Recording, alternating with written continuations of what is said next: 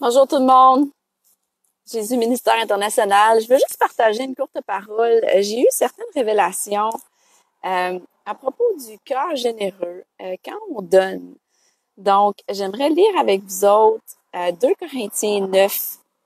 Je vais aller lire dans les versets là, genre de 5 à 12. Je vais choisir quelques versets.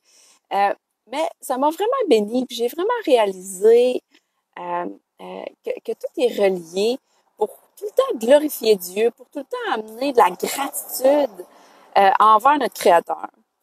Donc, je veux vous lire ça. Je veux juste faire une courte prière. Merci Seigneur pour ce vidéo live. Merci Seigneur pour ta parole. Merci Jésus que tu transformes nos cœurs. Merci que tu as toujours un objectif dans tout ce que tu fais. Au nom de Jésus-Christ. Amen. Donc, voilà. C'est écrit dans la fin du verset 2 Corinthiens, chapitre 9, dans la fin du verset 5, c'est écrit que le don doit être libre, généreux, non pénible et pas forcé. Verset 6, c'est écrit que, rappelez-vous, semence parcemieuse, maigre récolte, semence généreuse, moisson abondante. Bon, c'est plus on sème, plus on récolte. Amen. Verset 7, que chacun donne ce qu'il aura décidé en son cœur dans un but précis, sans regret ni contrainte, car Dieu aime celui qui donne avec joie. Donc, il y a besoin d'avoir toute une joie qui vient avec le cœur généreux. Que ce soit ton argent, tes talents, ton temps, c'est hyper important que ce soit fait avec joie. Et pour ça, il y a une grande bénédiction avec ça, verset 8. Il a aussi le pouvoir de vous combler de toutes sortes de bienfaits. Ainsi, vous serez en tout temps, en toute chose, vous aurez ce dont vous avez besoin et il en restera du superflu. Pour toutes sortes de bonnes œuvres, il est écrit. On le voit donner largement aux indigents. Il demeure pour toujours approuvé par Dieu. Verset 10.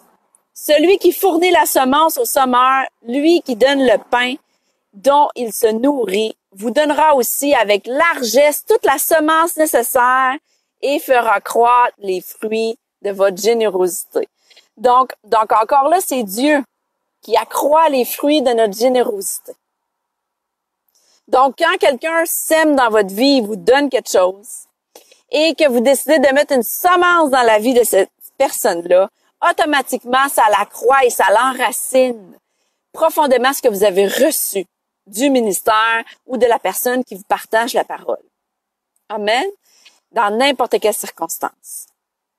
Et le verset 12, c'est celui là où j'ai eu une grande révélation. En effet, le service de cette collecte a pour objet non seulement de pourvoir aux besoins de ceux qui appartiennent à Dieu, mais encore de faire abonder des prières de reconnaissance envers Dieu.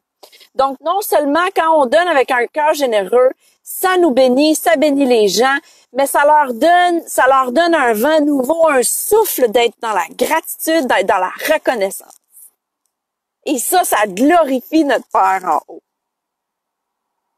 Donc, relisez ces passages-là. Ayez des révélations à propos d'un cœur généreux, à propos qu'il faut donner avec joie. Et il faut que les dons soient dans une liberté, dans une générosité, que ce soit pas pénible ni forcé.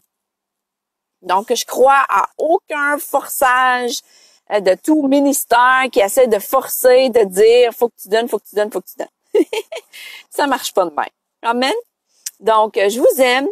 Méditez sur cette parole-là en ce jour-là, en ce dimanche. Et soyez-en sûrs qu'à chaque fois que vous donnez, ça l'accroît le cœur reconnaissant du peuple de Dieu et des gens autour. Alors, je vous aime. À bientôt. Bye bye.